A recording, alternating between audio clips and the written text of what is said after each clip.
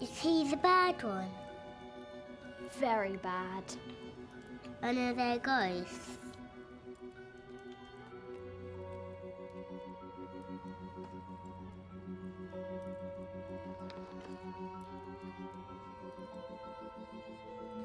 What are the people in the picture? They're in prison. They look sad. Say we're nearly ready.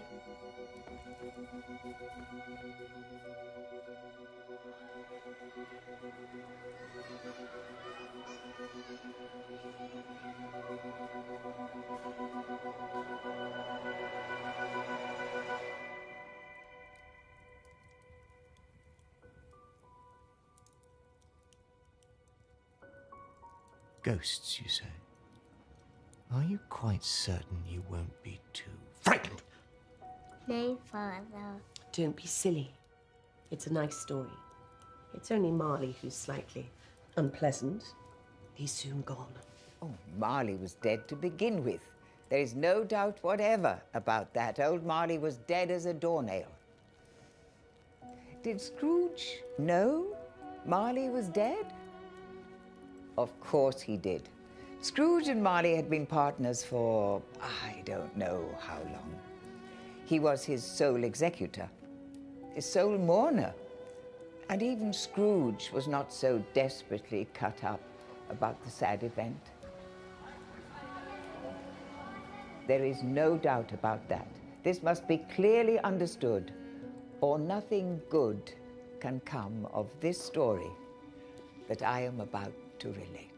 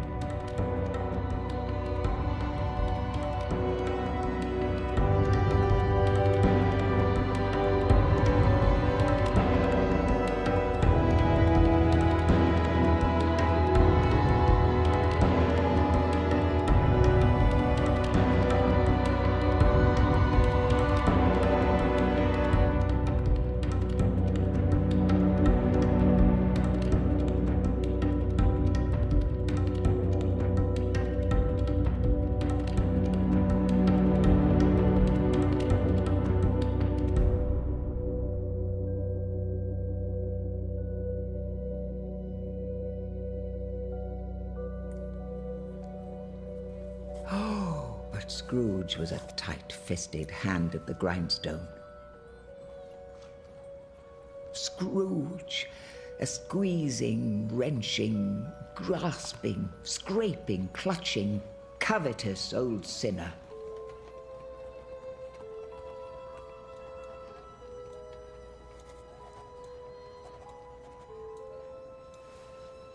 Hard and sharp as flint, from which no steel had ever struck out generous fire.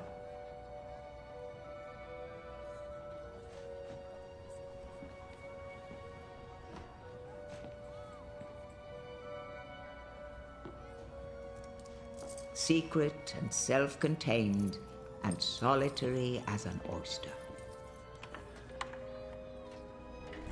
Once upon a time, of all the good days in the year, on Christmas Eve, old Scrooge sat busy in his counting house.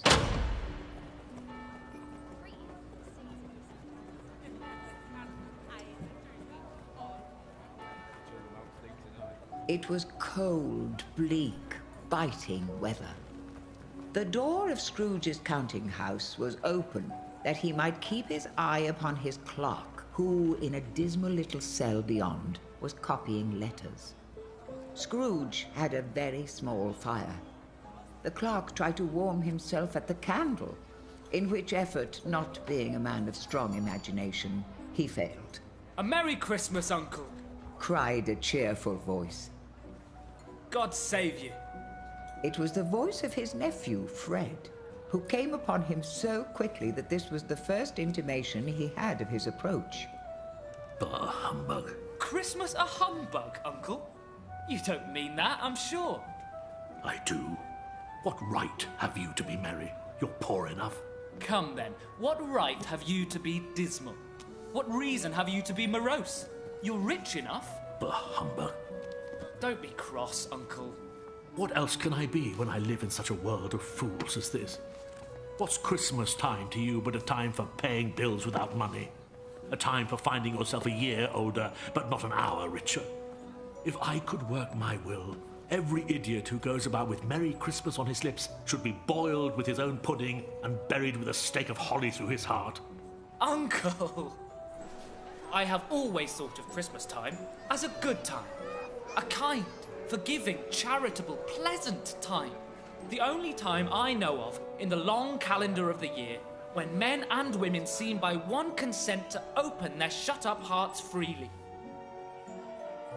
And to think of people below them as if they really were fellow passengers to the grave, and not another race of creatures bound on other journeys. And therefore, Uncle, though it has never put a scrap of gold or silver in my pocket, I believe that it has done me good, and will do me good. And I say God bless it. The clerk involuntarily applauded, becoming immediately sensible of the impropriety. Let me hear another sound from you and you'll keep your Christmas by losing your situation. Don't be angry, Uncle. Come, dine with us tomorrow. Thank you, but no. But why? Why? Why did you get married? Because I fell in love. Because you fell in love. Good afternoon. I want nothing from you. I ask nothing of you. Why cannot we be friends? Good afternoon. I am sorry, with all my heart, to find you so resolute. We have never had any quarrel to which I have been a party. But I have made the trial in homage to Christmas, and I'll keep my Christmas honour to the last. So a Merry Christmas, Uncle. Happy New Year. Good afternoon. Good afternoon. His nephew left without an angry word notwithstanding. He stopped at the outer door to bestow the greetings of the season on the clerk, who, cold as he was warmer than Scrooge, for he returned them cordially. There's another fellow, my clerk, with 15 shillings a week and a wife and family, talking about a Merry Christmas. I'll retire to a madhouse. You'll want all day tomorrow, I suppose. If quite convenient, sir. It's not convenient, and it's not fair. If I was to stop half a crown for it, you'd think yourself ill-used, I'll be bound. You don't think me ill-used when I pay a day's wages for no work? It is only once a year, sir. A poor excuse for picking a man's pocket every 25th of December. But I suppose you must have the whole day. Be here all the earlier next morning. The clerk promised that he would, and Scrooge walked out with a growl.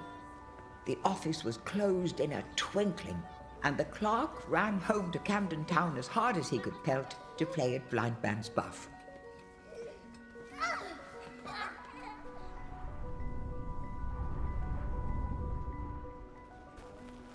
As Scrooge left his counting house, he was approached by two gentlemen who had been on their way to visit him. Scrooge and Marley's, I believe.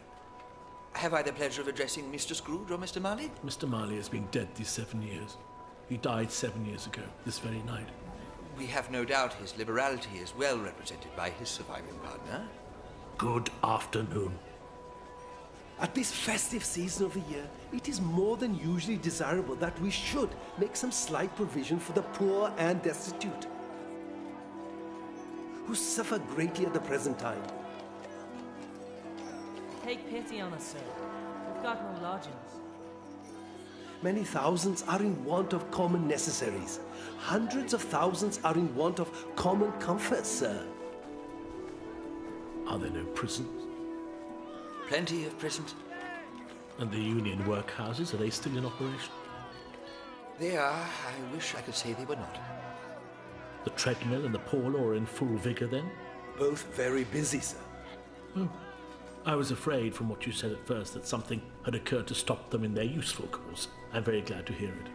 Under the impression that they scarcely furnish Christian cheer of mind or body to the multitude,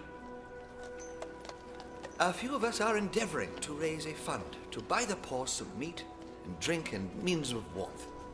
We choose this time because it is a time of all others when want is keenly felt and abundance rejoices. What shall I put you down for? Nothing. You wish to be anonymous? I wish to be left alone. Since you ask me what I wish, gentlemen, that is my answer. I don't make merry myself at Christmas, and I can't afford to make idle people merry. I help to support the establishments I've mentioned. They cost enough, and those who are badly off must go there. Many can't go there, and many would rather die. Your missus goes that way, you that way. No argument, mind.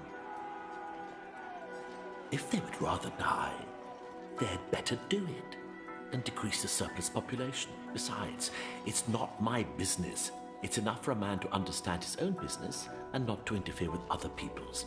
Mine occupies me constantly. Good afternoon, gentlemen.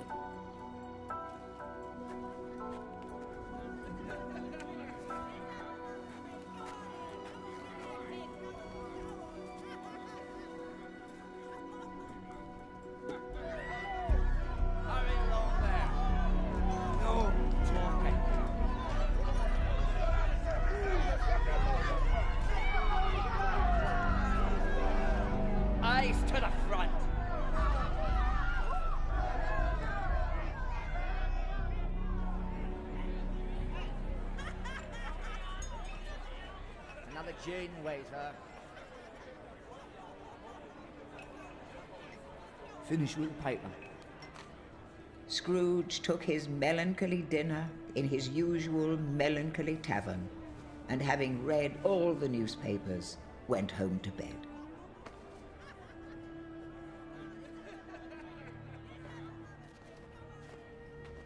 Jerry, it's Christmas, Gov.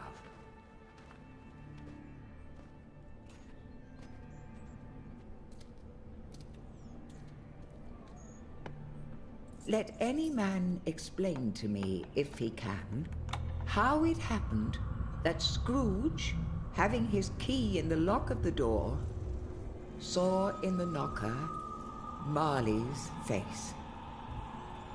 Marley's face. It had a dismal light about it, like a bad lobster in a dark cellar. That, and its livid colour, made it horrible. As Scrooge looked fixedly at this phenomenon, it was a knocker again.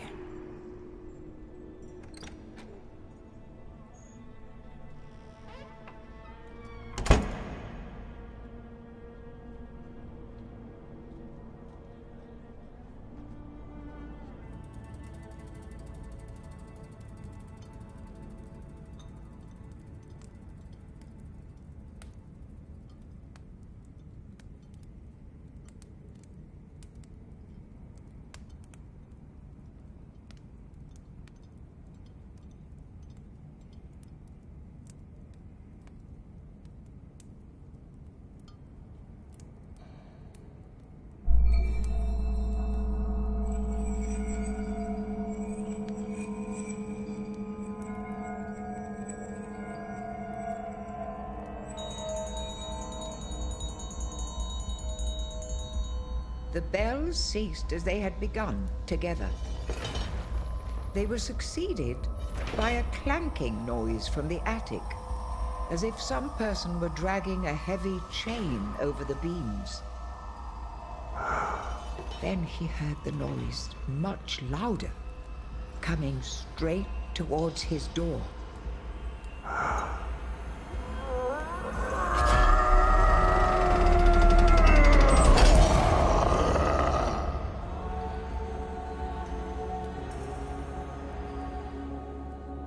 What do you want with me?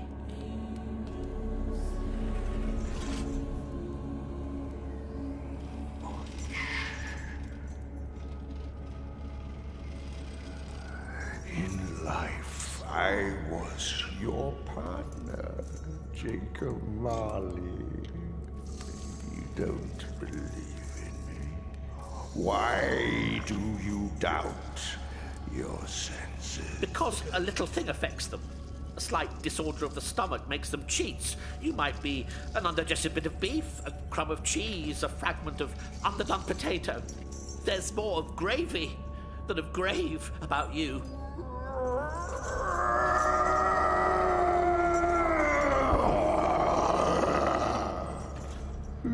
So why do spirits walk the earth? And why do they come to me?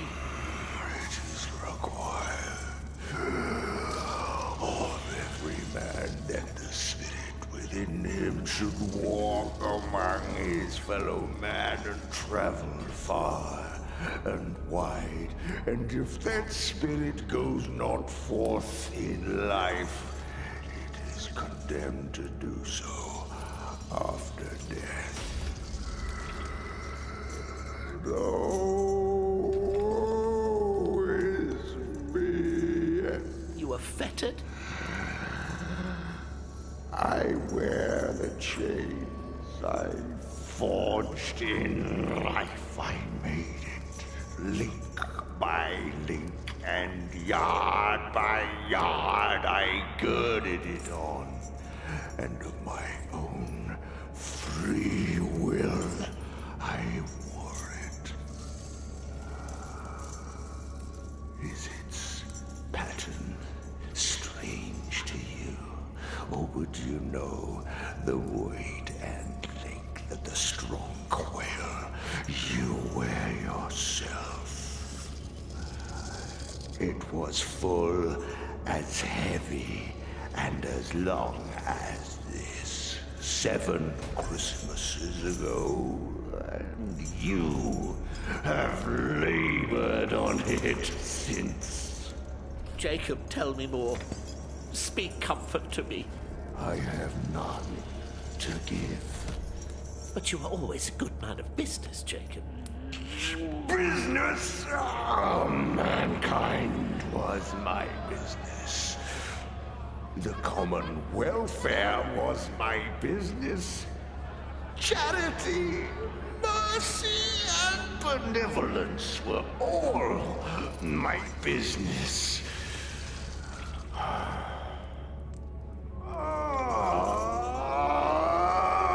At this time of year, I suffer most. She's a right one. Right for the picking.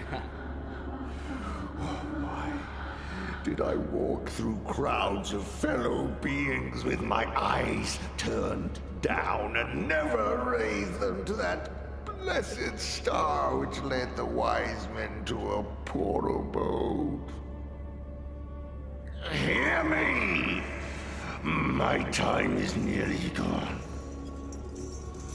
I am here tonight to warn you that you have yet a hope of escaping my fate. You were always a good friend to me, thank you. You will be haunted by 3 spirits.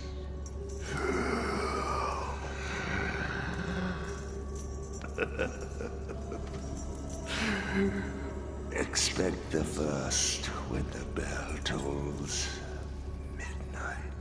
Look to see me no more, and remember what has passed between us.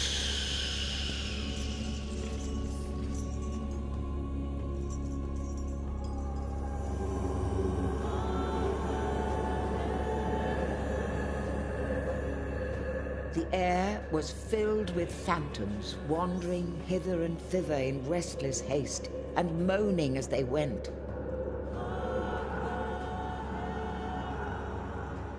Every one of them wore chains like Marley's ghost.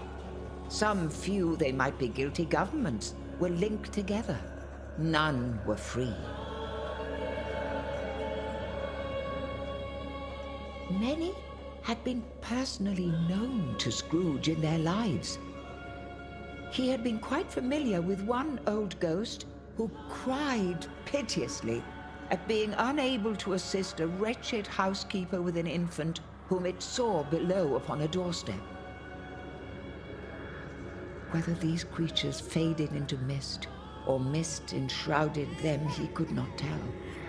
But they and their spirit voices faded together, and the night became as it had been.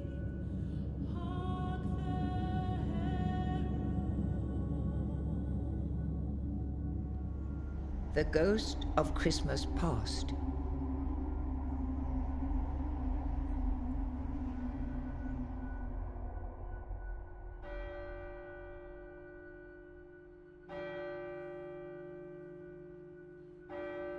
When Scrooge awoke, the neighboring church struck the 4 quarters, so he listened for the hour.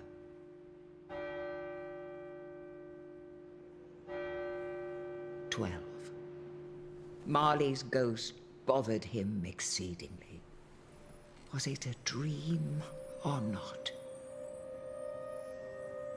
Are you the spirit whose coming was foretold me? I am the ghost of Christmas past. Your past. What business brought you here? Your welfare. Scrooge expressed himself much obliged, but could not help thinking that a night of unbroken rest would have been more conducive to that end. The spirit must have heard him thinking. Your reclamation, then. Take heed.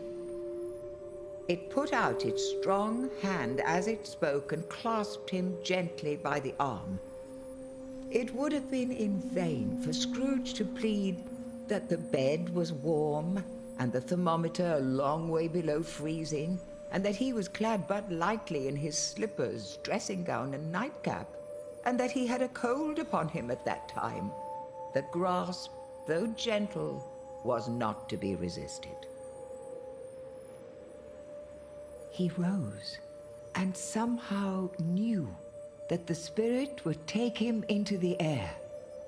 I am mortal and liable to fall. Bear but a touch of my hand there, and you shall be upheld in more than this. As the words were spoken, they passed through the wall and stood upon an open country road with fields on either hand. Happy Christmas, Will, Charlie. Good heaven. I was bred in this place. I was a boy here. He was conscious of 1,000 odors floating in the air, each one connected with 1,000 thoughts and hopes and joys and cares, long, long forgotten. You recollect the way? Remember it, I could walk it blindfold. Strange you have forgotten it for so many years. They walked along the road, Scrooge recognizing every gate and post and tree, until a little market town appeared in the distance. These are but the shadows of the things that have been. The school is not quite deserted. A solitary child, neglected by his friends, is left there still. The spirit touched him on the arm and pointed to his young self, a lonely boy reading by a feeble fire. Scrooge wept to see his poor, forgotten self as he used to be. Why, it's old Tom. It's dear old, honest Tom. Yes, I know. One Christmas time when yonder solitary child was left here, all alone, he did come to cheer me. Poor boy. Scrooge thought he was dreaming, but he wasn't. Then, with a rapidity of transition very foreign to his usual character, he said, in pity for his former self, "Poor boy," and cried again. I wish... but it's too late now. What is the matter? Nothing. There was a boy singing a Christmas carol last night. I should like to have given him something, that's all. Let us see another Christmas.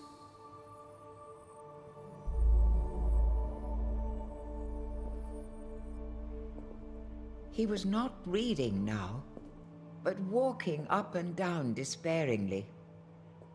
Scrooge looked at the ghost, and with a mournful shaking of his head, glanced anxiously towards the door.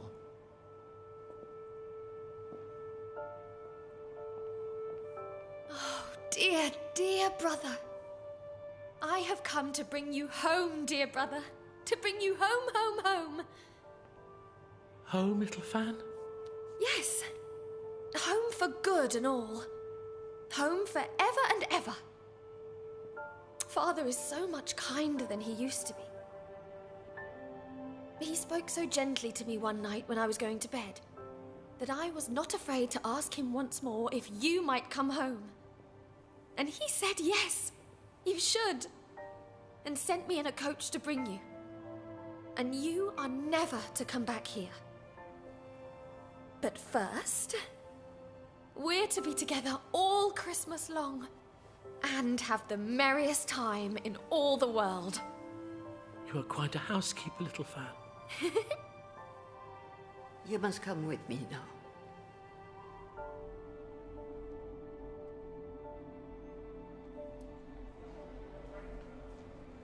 Do you know this place? Know it, of course I know it. Was I not apprenticed here?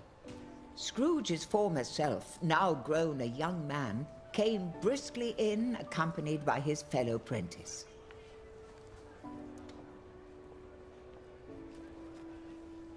Dick Wilkins, to be sure. Bless me, yes, there he is. He was very much attached to me, was Dick. Poor Dick. Why, it's old Fezziwig. Bless his heart, it's Fezziwig, alive again. Old Fezziwig laid down his pen and looked at his watch. He rubbed his hands, adjusted his capacious waistcoat, and called out in a comfortable, oily, rich, fat, jovial voice. Yo-ho there, Ebenezer! Yo-ho, my boys! No more work tonight! Christmas, Ebenezer! Hilly-ho! Clear away, my lads, and let's have lots of room here. Clear away! It was done in a minute. The floor was swept and watered, and the lamps were trimmed, and the warehouse was as snug and warm and dry and bright a ballroom as you would desire to see upon a winter's night. In came a fiddler with a music book and went up to the lofty desk and made an orchestra of it, and tuned like 50 stomach aches. In came Mrs. Fezziwig, one vast, substantial smile. In came the 3 Miss Fezziwigs, beaming and lovable.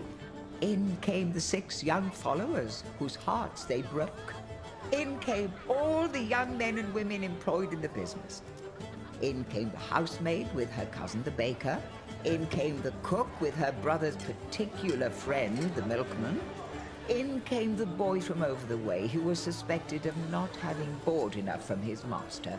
In they all came, anyhow and everyhow.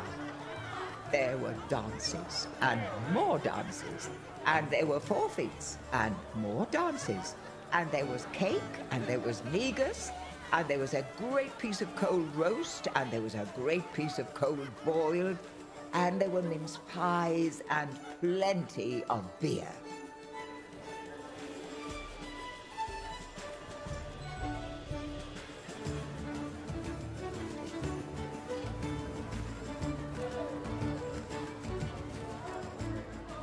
During the whole of this time, Scrooge had acted like a man out of his wits.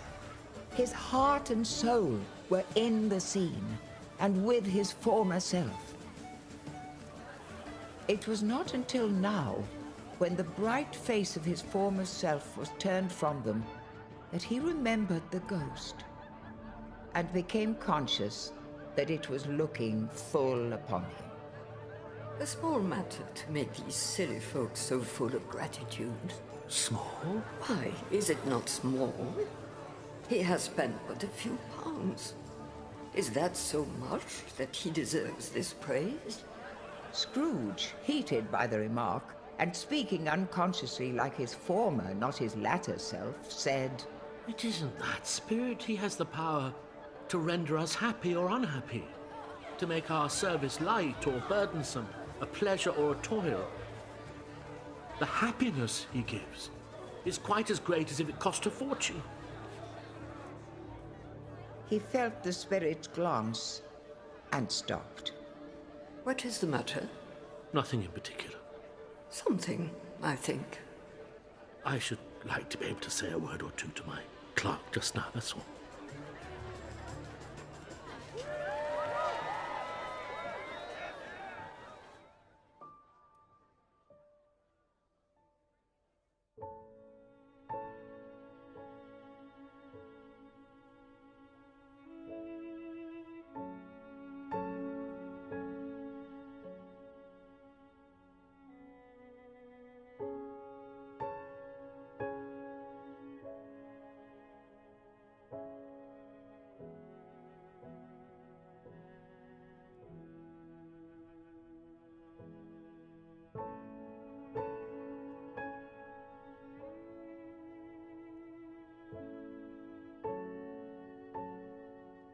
We must away to your sister.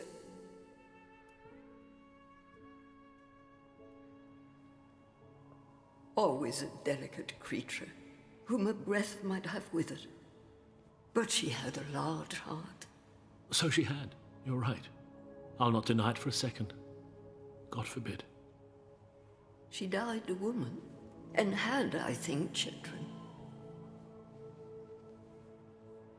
One child. True, your nephew.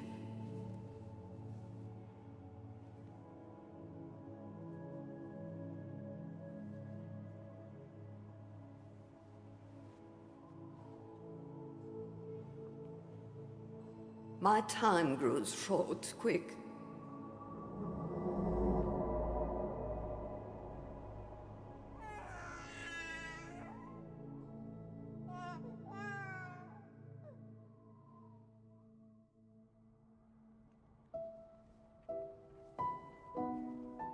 He was older now. His face had begun to wear the signs of care and avarice. There was an eager, greedy, restless motion in the eye, which showed the passion that had taken root, and where the shadow of the growing tree would fall. He was sat by the side of a fair young girl, in whose eyes there were tears.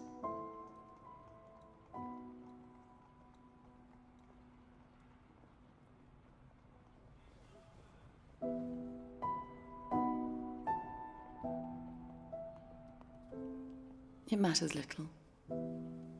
To you, very little. Another idol has displaced me, and if it can cheer and comfort you in time to come, as I would have tried to do, I have no just cause to grieve. What idol has displaced you? A golden one. This is the even-handed dealing of the world. There is nothing on which it is so hard as poverty, and there is nothing it professes to condemn with such severity as the pursuit of wealth. You fear the world too much.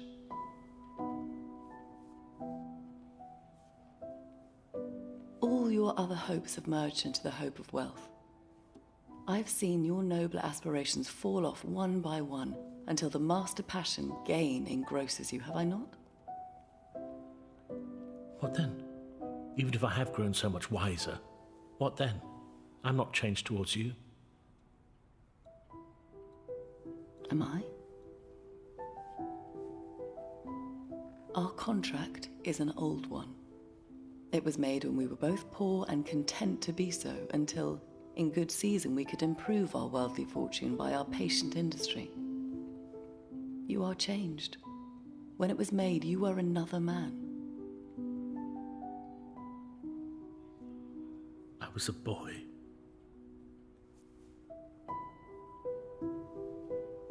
Your own feeling tells you that you were not then what you are now. That which promised happiness when we were one in heart is fraught with misery now that we are two. It is enough that I've thought of it and can release you. Have I ever sought release? In words? No, never. In what then? In everything that made my love of any worth or value in your sight. If this had never been between us, tell me, would you seek me out and try to win me now? He seemed to yield to the justice of this supposition in spite of himself. But he said with a struggle, You think not? I would gladly think otherwise if I could. But if you were free today, tomorrow, yesterday, can I believe that you would choose a poor girl? You who now weigh everything by gain. If for a moment you were false enough to your one guiding principle, I know that your repentance and regret would surely follow. He was about to speak, but with her head turned from him, she walked away. He did not follow.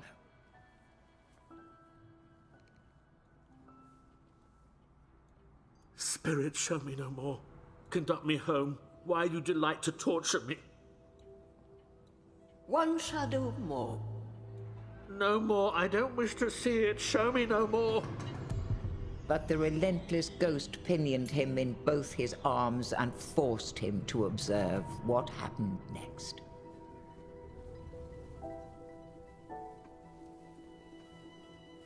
They were now years hence. A room, not very large or handsome, but full of comfort.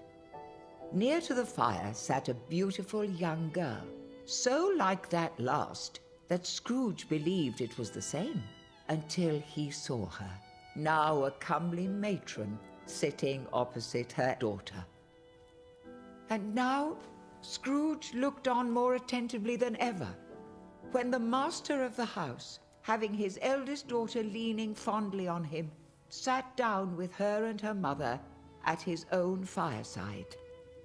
And when he thought that such another creature, quite as graceful and as full of promise, might have called him father and been a springtime in the haggard winter of his life, his sight grew very dim indeed.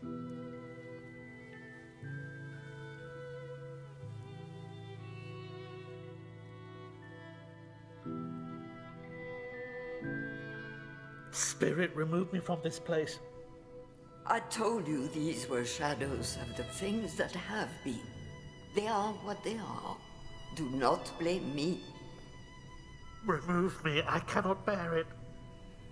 He turned upon the ghost, and seeing that it looked upon him with a face in which in some strange way there were fragments of all the faces it had shown him, wrestled with it. He was conscious of being exhausted and overcome by an irresistible drowsiness.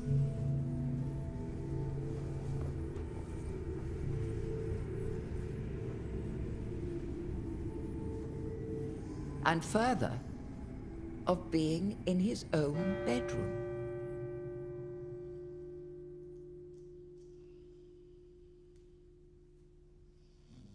The ghost of Christmas Present. He woke in the middle of a prodigiously tough snore and sat up in bed to get his thoughts together.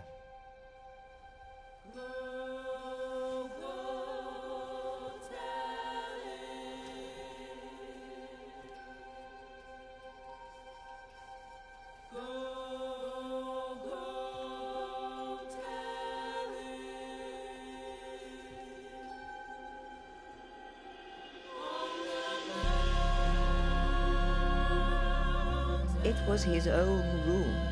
There was no doubt about that. But it had undergone a surprising transformation. A mighty blaze went roaring up the chimney as that dull petrification of a hearth had never known in Scrooge's time or Marley's, or for many and many a winter season gone. A jolly giant, glorious to see, who bore a glowing torch in shape not unlike Plenty's horn, and held it up, high up, to shed its light on Scrooge as he came peeping round the door. Come in and know me better, man. Scrooge entered timidly and hung his head before this spirit. He was not the dogged Scrooge he had been, and though the spirit's eyes were clear and kind, he did not like to meet them. I am the ghost of Christmas present. Look upon me. Scrooge reverently did so. It was clothed in one simple green robe, bordered with white fur. This garment hung loosely on the figure. Its feet, observable beneath the ample folds of the garment, were bare, and on its head it wore no other covering than a holly wreath. Girded round its middle was an antique scabbard, but no sword was in it, and the ancient sheath was eaten up with rust. You've never seen the like of me before. Never, sir. I've never walked forth with the younger members of my family. I'm afraid I have not. Have you had many brothers, Spirit? More than 1,800. Spirit, conduct me where you will. I went forth last night on compulsion, and I learnt a lesson which is working now. Tonight, if you have aught to teach me, let me profit by it. Touch my robe. Scrooge did as he was told and held it fast.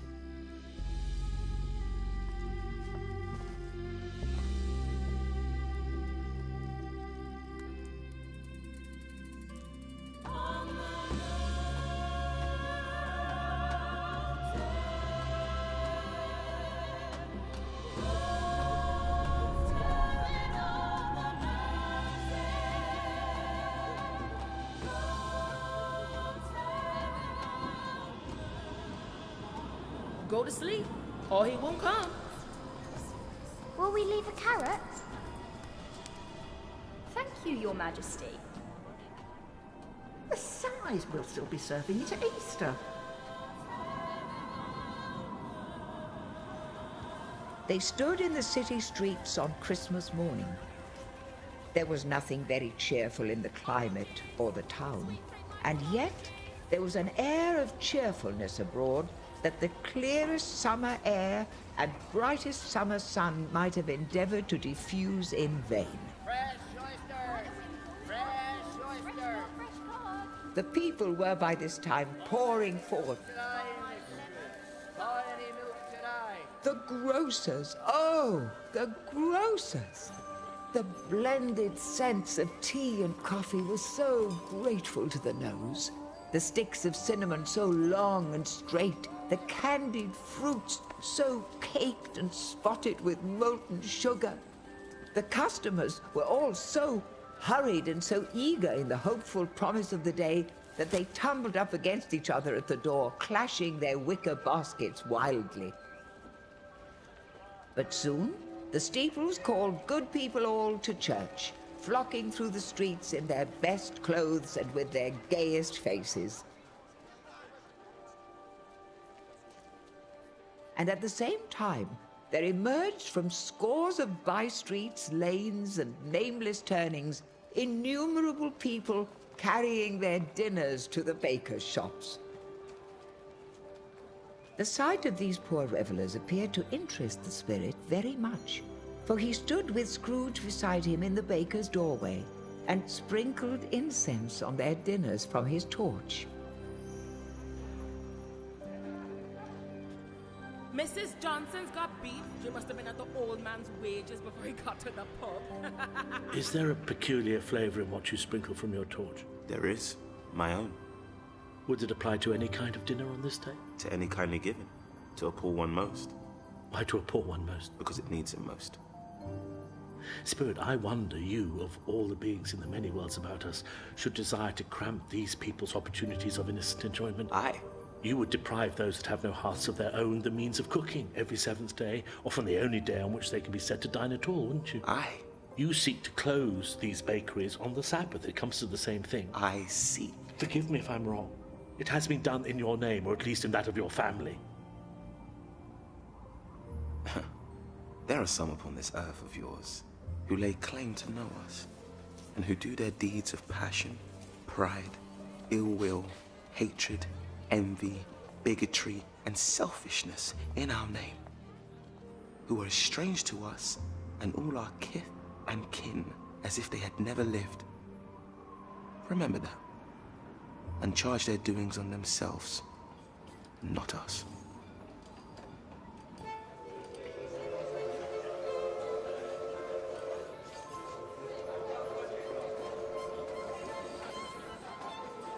I hope Martha doesn't lose the penny she saved for the train.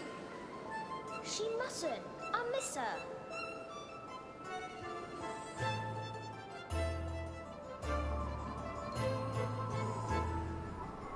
Let's wish she's not too tired from making all those acts.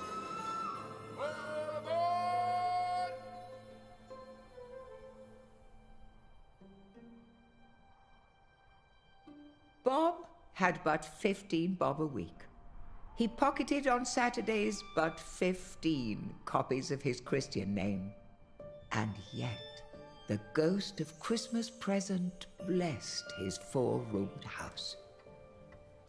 Up rose Mrs. Cratchit, dressed out but poorly in a twice-turned gown, but brave in ribbons.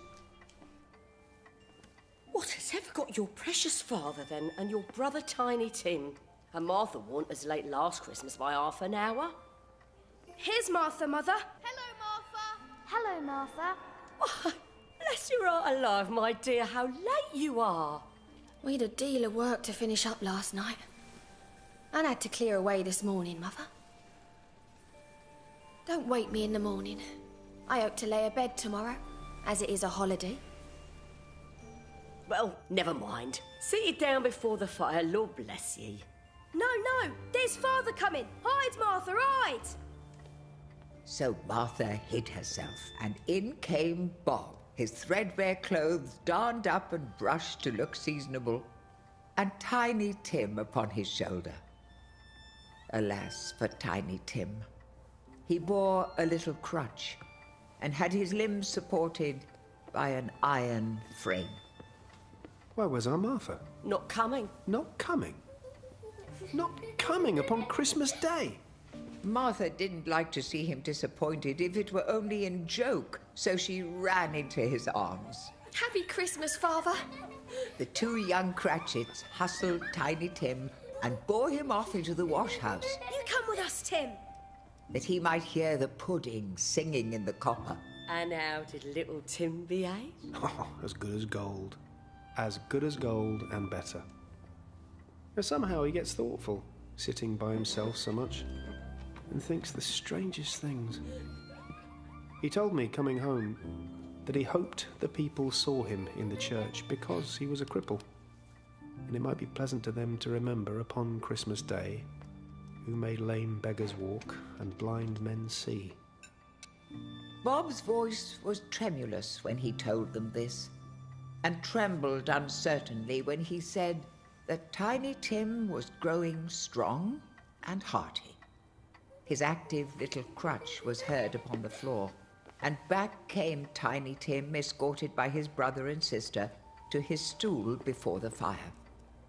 Master Peter and the 2 ubiquitous young Cratchits went to fetch the goose, with which they soon returned in high procession. Such a bustle ensued that you might have thought a goose the rarest of all birds, a feathered phenomenon. And in truth, it was something very like it in that house. I don't believe there was ever such a goose cooked, my dear. Wonderful. Its tenderness and flavor, size and cheapness were the themes of universal admiration.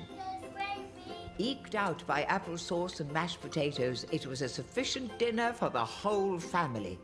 Indeed, as Mrs. Cratchit said with great delight, surveying one small atom of a bone upon the dish, they hadn't ate it all at last. But now, the plates being changed, Mrs. Cratchit left the room alone, too nervous to bear witnesses, to take the pudding up and bring it in. A great deal of steam. The pudding was out of the copper. A smell like a washing day. That was the cloth. A smell like an eating house and a pastry cook's next door to each other, with a laundry next door to that. Mrs. Cratchit entered, flushed but smiling proudly, with the pudding like a speckled cannonball. Everybody had something to say about it, but nobody said or thought it was a small pudding for a large family. Any Cratchit would have blushed to hint at such a thing. Then all the Cratchit family drew round the hearth. A Merry Christmas to us all, my dears. God bless us. God bless us, everyone, said Tiny Tim, the last of all.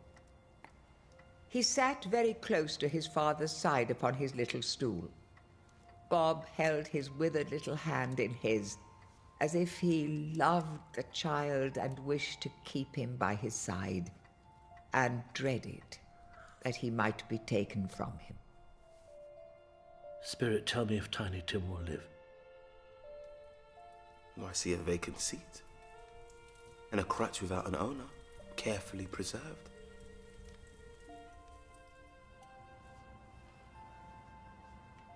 If these shadows remain unaltered by the future, the child will die. No, kind spirit, say he will be spared. If these shadows remain unaltered by the future, no other of my race will find him here. What then? If he be like to die, he had better do it and decrease the surplus population. Scrooge hung his head to hear his own words quoted by the spirit. Man, if man you be in heart, not stone, forbear that wicked cant until you have discovered what the surplus is and where it is. Will you decide what men shall live and what men shall die? It may be that in the sight of heaven, you are more worthless and less fit to live than millions like this poor man's child. Oh God! To hear the insect on the leaf pronouncing on the too much life among his hungry brothers in the dust. Scrooge bent before the ghost's rebuke, and trembling cast his eyes upon the ground. But he raised them speedily on hearing his own name. To Scrooge. I'll give you Mr. Scrooge, the founder of the feast. The founder of the feast, indeed. I wish I had him here. I'd give him a piece of my mind to feast upon, and I hope he'd have a good appetite for it. My dear, the children. Christmas Day. I'll drink his health for your sake and the day's, not for his. Tiny Tim drank it last of all, but he didn't care 2p for it. Scrooge was the ogre of the family. They were not a handsome family. They were not well dressed. Their shoes were far from being waterproof.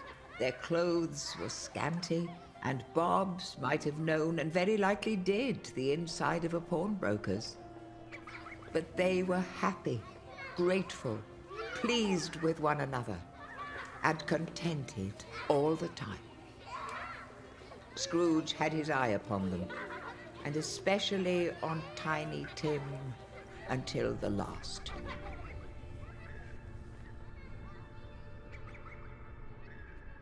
It was a long night, if it were only a night. Not to see.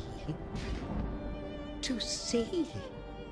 To Scrooge's horror, looking back, he saw the last of the land, and his ears were deafened by the thundering of water as it rolled and roared.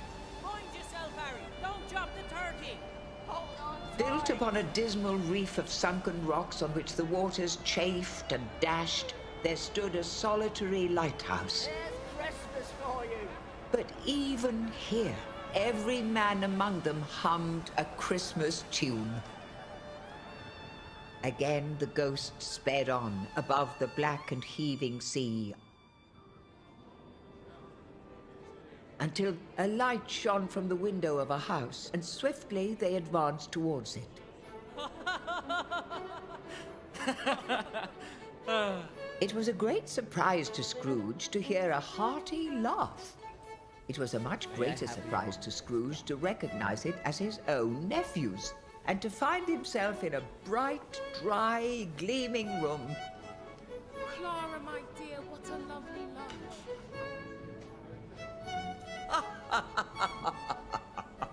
Laughed Fred. It is a fair, even-handed, noble adjustment of things that while there is infection in disease and sorrow, there is nothing in the world so irresistibly contagious as laughter and good humor. He said that Christmas was a humbug, and he believed it too. Oh, more shame for him, Fred. He's a comical old fellow, that's the truth. And not so pleasant as he might be. However, his offences carry their own punishment, and I have nothing to say against him. I'm sure he's very rich. At least you always tell me so. His wealth is of no use to him. He doesn't make any good with it. He doesn't make himself comfortable with it. He hasn't the satisfaction of thinking that he is ever going to benefit us with it. Oh, I have no patience with him. Oh, I have. I'm sorry for him. Couldn't be angry with him if I tried. Who suffers by his ill whims? Himself. Always. Here he takes it into his head to dislike us, and he won't come and dine with us. And what's the consequence? He doesn't lose much of a dinner. Indeed. I think he loses a very good dinner. Well, I'm very glad to hear it, because I haven't great faith in these young housekeepers. What do you say, Topper? Topper had clearly got his eye on one of the ladies, for he answered that a bachelor was a wretched outcast who had no right to express an opinion on the subject. Fred revelled in another laugh, and as it was impossible to keep the infection off... A Merry Christmas and a Happy New Year to the old man. Well, he wouldn't take it from me, but he may have it. Let us make a toast to Uncle Scrooge.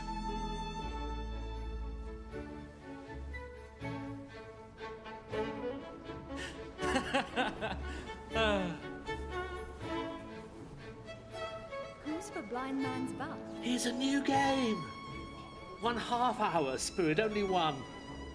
Uncle Scrooge had imperceptibly become so gay and light of heart that he would have pledged the unconscious company in return and thanked them in an inaudible speech if the ghost had given him time. But the whole scene passed off in the breath of the last word.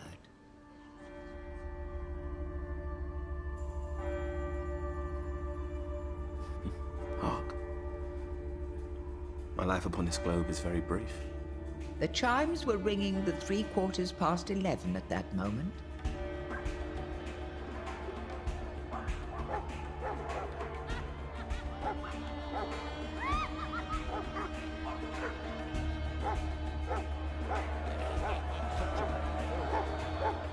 Please, leave me alone. Give it here. What do you do? You want a good time? You're hurting me. Come here, my darling.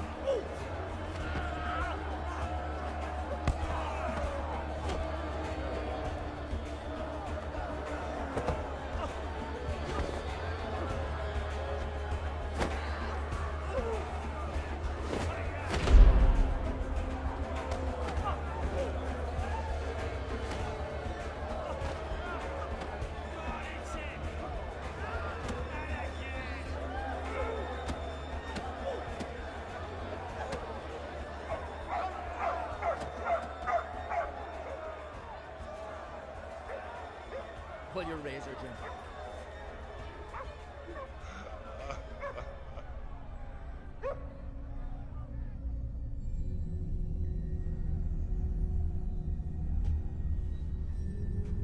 Forgive me if I'm not justified in what I ask, but I see something strange and not belonging to yourself protruding from your skirts. Is it a foot or a claw? It might be a claw for the flesh there is upon it.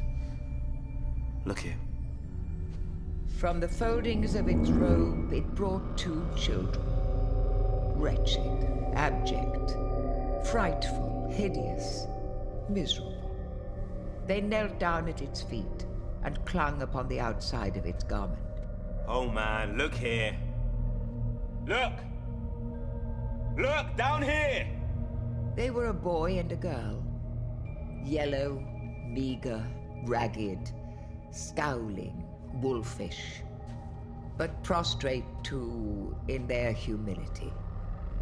Where angels might have sat enthroned, devils lurked and glared out menacing. No change, no degradation, no perversion of humanity has monsters half so horrible and dread. Scrooge started back, appalled. Having them shown to him in this way, he tried to say they were fine children, but the words choked themselves, rather than be parties to a lie of such enormous magnitude. Spirit, are they yours? They are man's, and they cling to me, appealing from their fathers. This boy is ignorance, this girl is want. Beware them both, and all of their degree, but most of all, beware this boy. For on his brow I see that written which is doom, unless the writing be erased. Have they no refuge or resource? Are there no workhouses? Are there no prisons?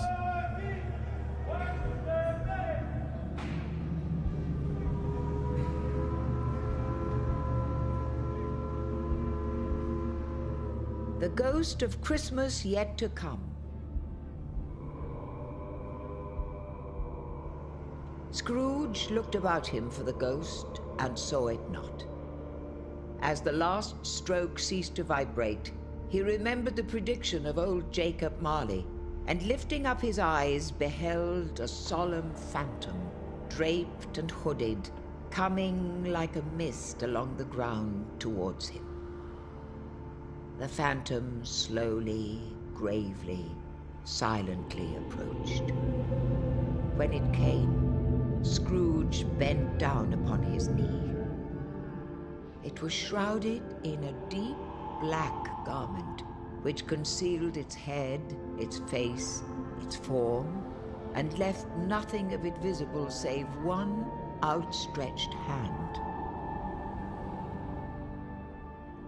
I am in the presence of the ghost of Christmas yet to come. The spirit answered not, but pointed downward with its hand. You are about to show me shadows of the things that have not happened but will happen in the time before us. Is that so, Spirit? Although well used to ghostly company by this time, Scrooge feared the silent shape so much that his legs trembled beneath him, and he found that he could hardly stand when he prepared to follow it. I fear you more than any spectre I have seen. But as I know your purpose is to do me good, and as I hope to live to be another man from what I was, I am prepared to bear your company and do it with a thankful heart. Lead on. Lead on. The night is waning fast, and it is precious time to me, I know.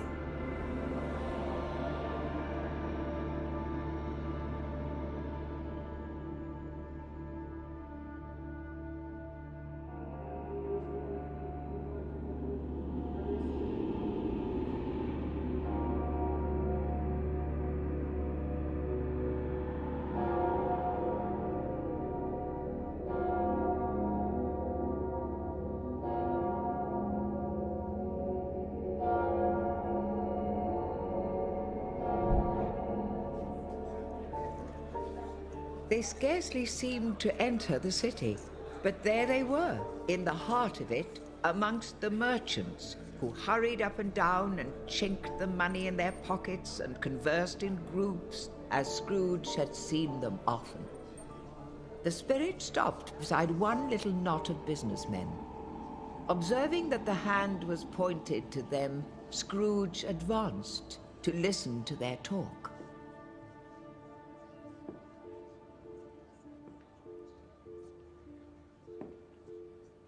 I don't know much about it either way. I only know he's dead. When did he die?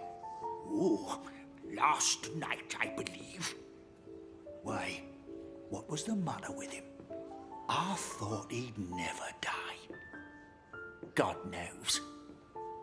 What has he done with his money? Well, I haven't heard. Left it to his company, perhaps. He hasn't left it to me. That's all I know. Oh, it's likely to be a very cheap funeral. For upon my life, I don't know of anybody to go to it. Suppose we make up a party and volunteer. I don't mind going if a lunch is provided. But I must be fed.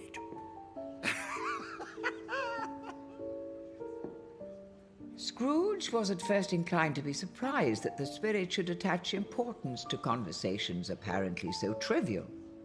But feeling assured that they must have some hidden purpose, he set himself to consider what it was likely to be.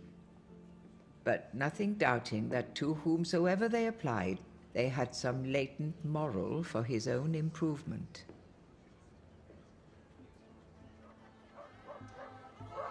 They left the busy scene and went into an obscure part of the town where Scrooge had never penetrated before. You've had the pipe long enough. Pass it on. The ways were foul. Cut your liver out. The shops and houses wretched. The people half naked, drunken, slipshod, ugly. Alleys and archways, like so many cesspools, disgorged their offences of smell and dirt and life upon the straggling streets. We don't talk to you lot. The whole quarter reeked with crime, with filth and misery.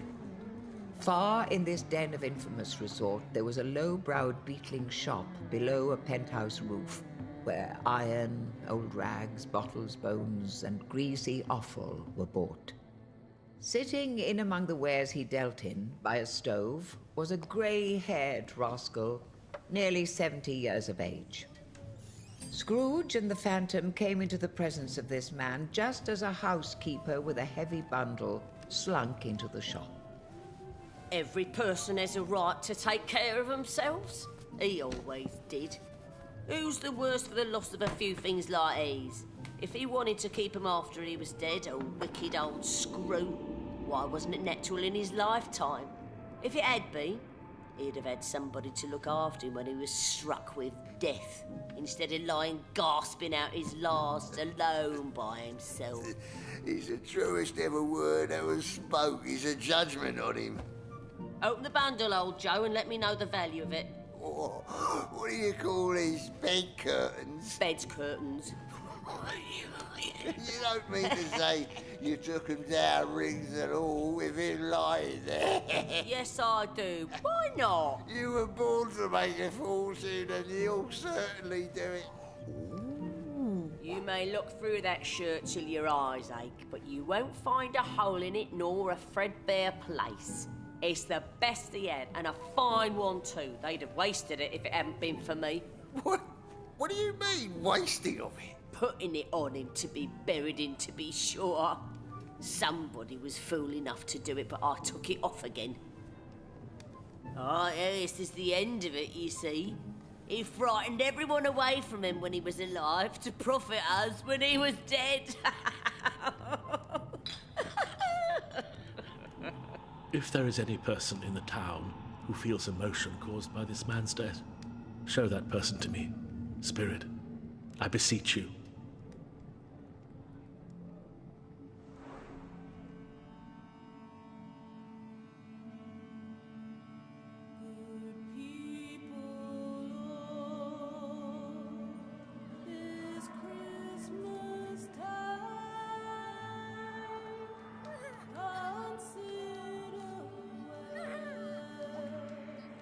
She's worried to death by it all. But they had to borrow for the kiddies. The phantom spread its dark robe before him for a moment like a wing, and withdrawing it, revealed a room by daylight where a mother and her children were.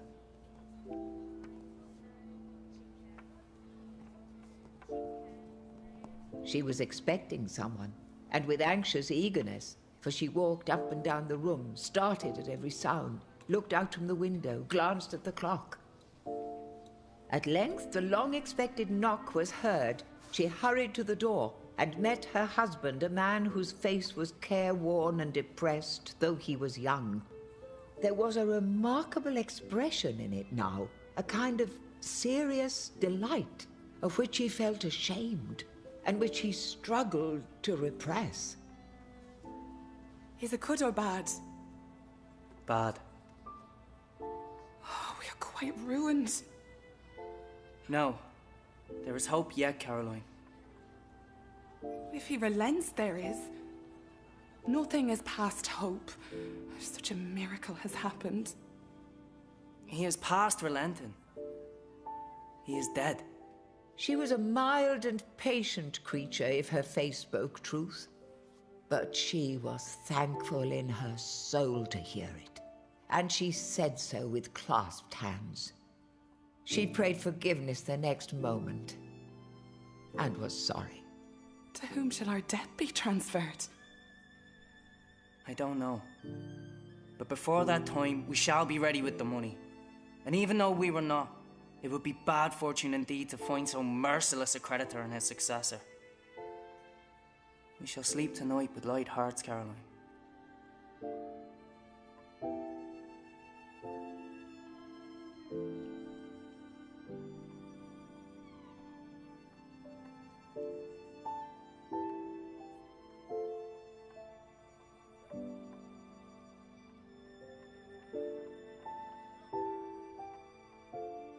Let me see some tenderness connected with the death.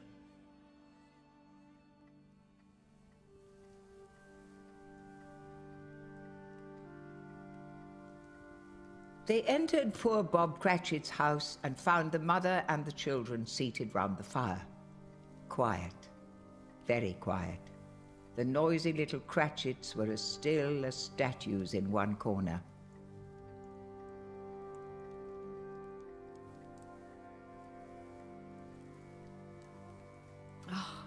The mother laid her work upon the table and put her hand up to her face. Colour hurts my eyes. It makes them weak by candlelight. And I wouldn't show weak eyes to your father when he comes home for the world. It must be near his time. Pass it, rather. But I think he's walked a little slower than he used these few last evenings, Mother. I have known him walk with Tiny Tim upon his shoulder very fast indeed. And so have I, often. His father loved him so that it was no trouble. Oh, and there is your father at the door. Two young Cratchits got upon his knees and laid each child a little cheek against his face. Don't mind it, Father. Don't be grieved. Bob was very cheerful with them and spoke pleasantly to all the family.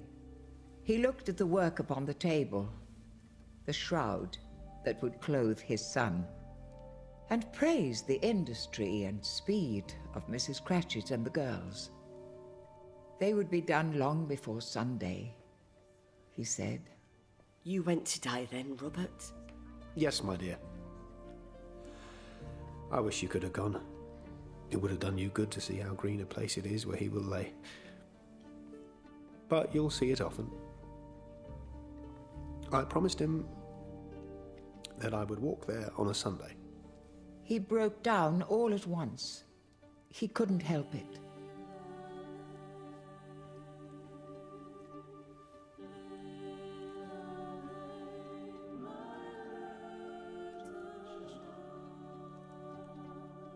He left the room and went upstairs to the room above, which was lighted cheerfully and hung with Christmas.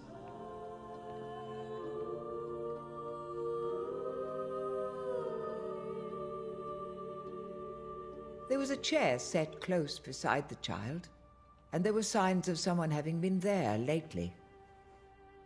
Poor Bob sat down in it, and when he had thought a little and composed himself, he kissed the little face.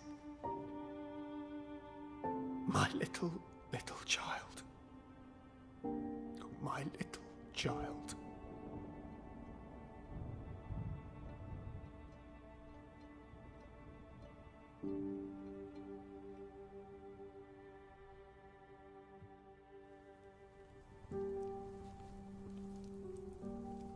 They drew about the fire and talked, the girls and mother working still. Bob told them of the extraordinary kindness of Mr. Fred, whom he had scarcely seen but once, and who, meeting him in the street that day, and seeing that he looked a little subdued, asked after him. Just a little down, you know. On which, for he is the pleasantest spoken gentleman you ever heard. What has happened to distress you? I told him. I am heartily sorry for it, Mr. Cratchit, and heartily sorry for your good wife. If I can be of service to you in any way, he said, giving me his card, that's where I live. Pray come to me.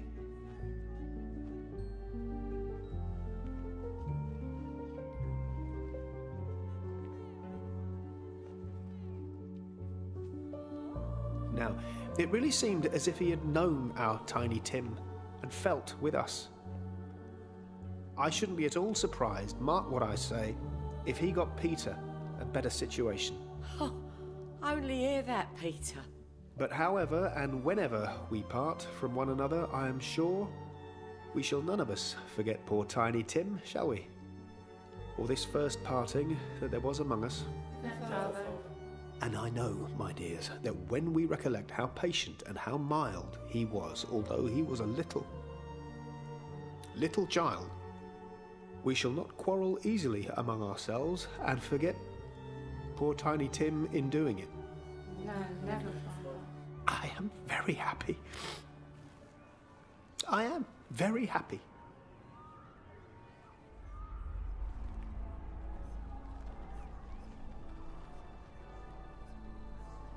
Spectre, something informs me that our parting moment is at hand. I know it, but I know not how. Tell me what man that was whom we saw lying dead.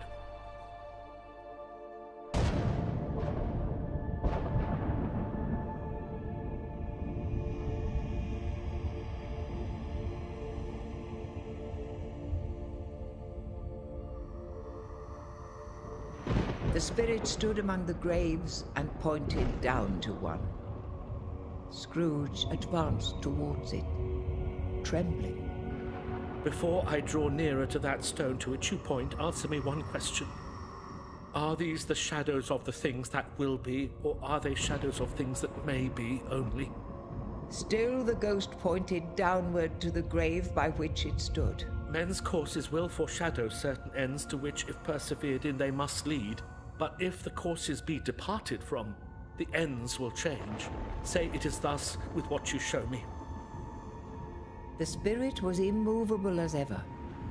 Scrooge crept towards it, trembling as he went. Am I that man who lay upon the bed?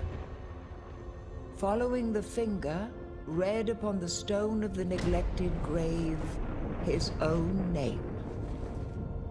Ebenezer Scrooge.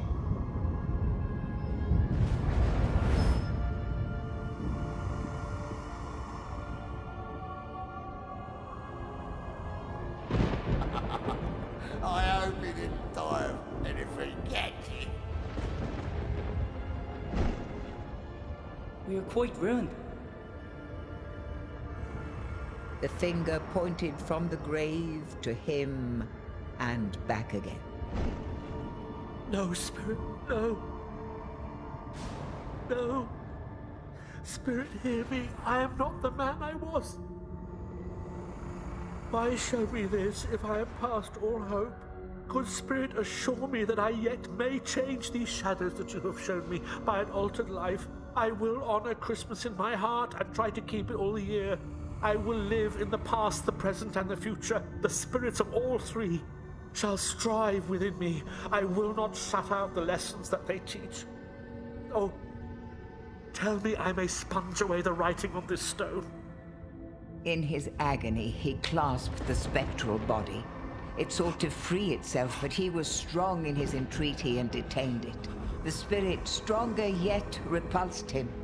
Holding up his hands in a last prayer to have his fate reversed, he saw an alteration in the phantom's hood. It shrank and collapsed down into a bedpost.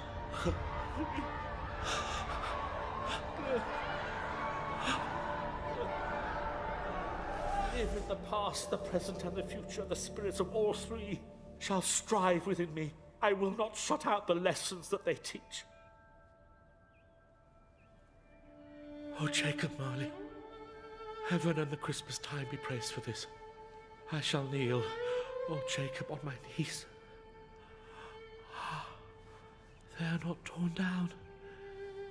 They're not torn down. Rings and all. They are here. I am here. The shadows of the things that would have been may be dispelled. They will be. I know they will.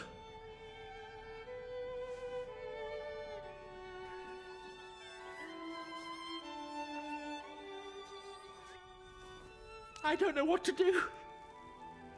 I am as light as a feather. I am as happy as an angel. I am as merry as a schoolboy. I am as giddy as a drunken man. A Merry Christmas to everyone. A Happy New Year to all the world. Hello there.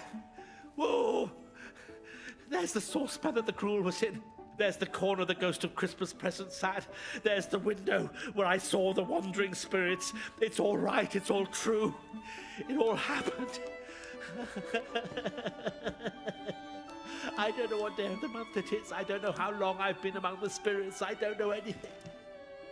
I'm quite a baby. Never mind, I don't care. I'd rather be a baby. Hello! Whoop! Hello there! Running to the window, he opened it and put out his head. No fog, no mist.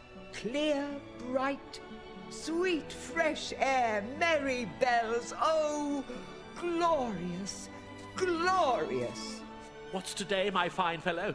Today? Why, Christmas Day. It's Christmas Day. I haven't missed it.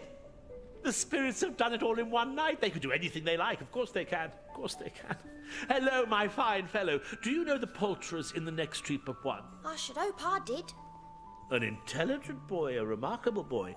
Do you know whether they've sold the prize turkey that was hanging up there? Not the little prize turkey, the big one. What? The one as big as me? What a delightful boy. It's a pleasure to talk to him. Yes, my buck. He's hanging there now. Is it?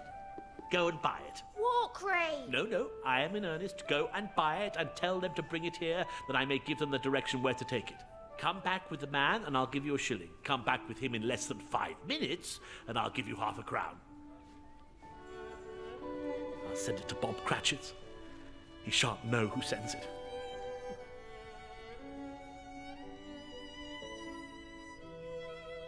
It's twice the size of Tiny Tim.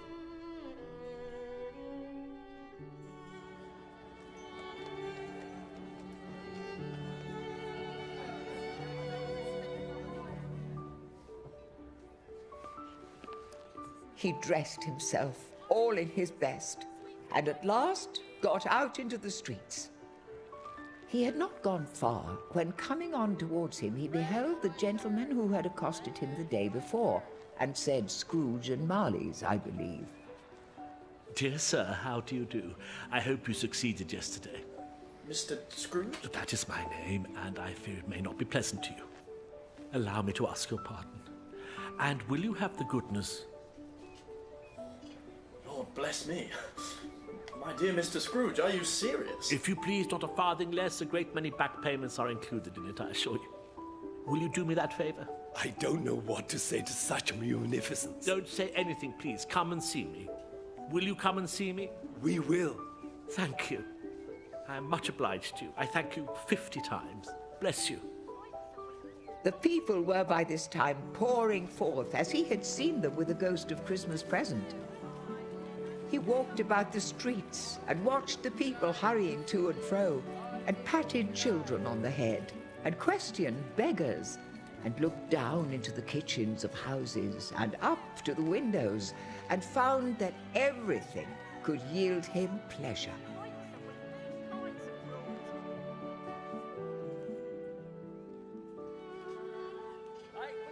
He had never dreamed that any walk, that anything, could give him so much happiness.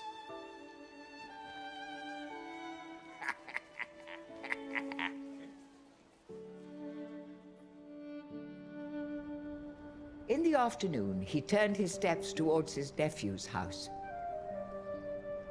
He passed the door a dozen times before he had the courage to go up and knock. But he made a dash and did it.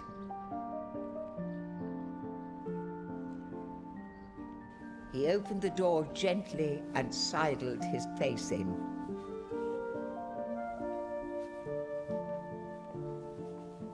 They were looking at the table, which was spread out in great array, for these young housekeepers are always nervous on such points and like to see that everything is right. Why, bless my soul. Who's that?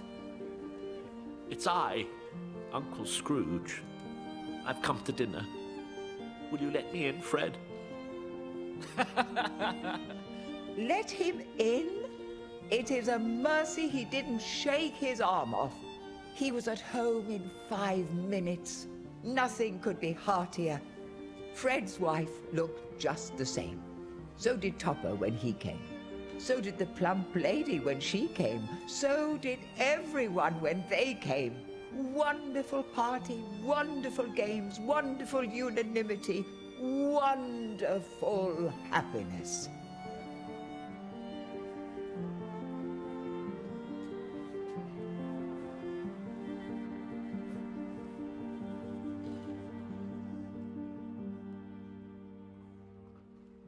But he was early at the office next morning. Oh, he was early there.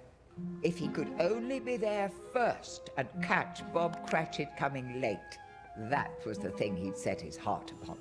And he did it. Yes, he did. The clock struck 9. No Bob. 1:15. No Bob. He was a full 18 minutes and a half behind his time. Scrooge sat with his door wide open that he might see him enter. His hat was off before he opened the door. His comforter, too. He was on his stool in a jiffy, driving away with his pen as if he were trying to overtake 9 o'clock. Hello. What do you mean by coming here at this time of day? I'm very sorry, sir. I am behind my time. You are? Yes, I think you are. Step this way, if you please. It's only once a year, sir. It shall not be repeated. I was making rather merry yesterday, sir. Now, I'll tell you what, my friend. I'm not going to stand this sort of thing any longer, and therefore, I am about to raise your salary. Bob trembled and got a little nearer to the poker. He had a momentary idea of knocking Scrooge down with it, holding him and calling to the people in the court for help and a straight waistcoat. A Merry Christmas, Bob. A merrier Christmas, Bob, my good fellow, than I have given you for many a year. I'll raise your salary and endeavour to assist your struggling family, and we will discuss your affairs this very afternoon over a Christmas bowl of smoking bishop, Bob. Make up the fires, buy another coal scuttle before you dot another I, Bob Cratchit.